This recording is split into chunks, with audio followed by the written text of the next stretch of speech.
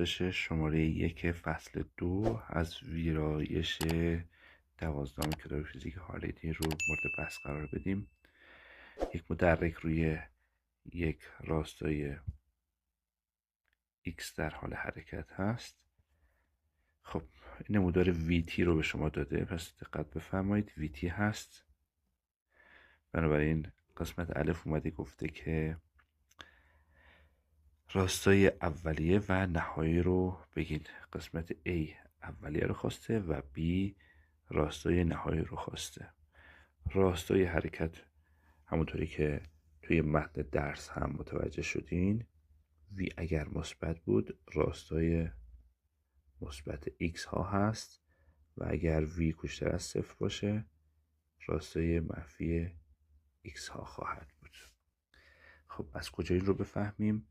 ابتدایی منظورش نقطه‌ایه که t مساوی با 0.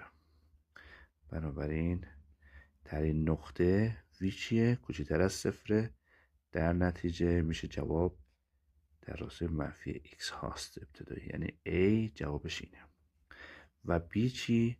اگر انتهایی رو پیدا کنیم یعنی انتهای نمودار، اسمش رو میتونیم بذاریم T2، اینجا بذاریم T1. در لحظه T2 V عددی مثبت خواهد بود، بنابراین برای قسمت B در راستای مثبت X ها در حال حرکته. برای قسمت C هم اگر جواب رو بخوایم، یعنی گفته که آیا ذره ممکنه در لحظه ای به صورت لحظه ای یا آنن ذره متوقف شده یا خیر؟ جواب بله هست. جایی که V صفر باشه که اینجا نقطه‌ایه که V صفر هست و ذره متوقف شده است. خب قسمت بعدی یعنی D هم رو هم بخوام اگر جواب بدیم، گفته که شتاب مثبت هست یا منفی. علامت شتاب رو از کجا بدونیم؟ از شیب. همونطوری که توی متن درس هم صحبت شده، A یا همون شتاب معادل همون شیب در VT هست. یعنی اگر نمودار VT داشتین، شیب همون شتاب در نظر بگیرید. در نتیجه اگر A مثبت باشه، در نتیجه یا دو طرفه هست این شرط، شیب مثبت، و اگر A کوچکتر از 0 باشه در نتیجه شیب منفی خواهد بود.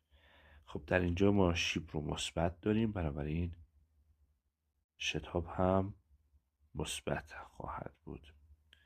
و آخرین مرحله هم سوال پرسیده که این شتاب ثابت هست یا متغیره. ببینین ثابت بودن، اگر برگردیم به نکته قسمت قبلی یعنی دی که صحبت کردیم، گفتیم که شیب همون شتابه، بنابراین اگر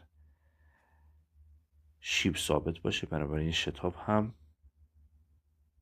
ثابت خواهد بود و اگر شیب متغیر باشه شتاب متغیره. این شتاب متغیر بودن میتونه یکی از این نمودارهایی که من میکشم باشه. شیب در هر لحظه داره تغییر میکنه.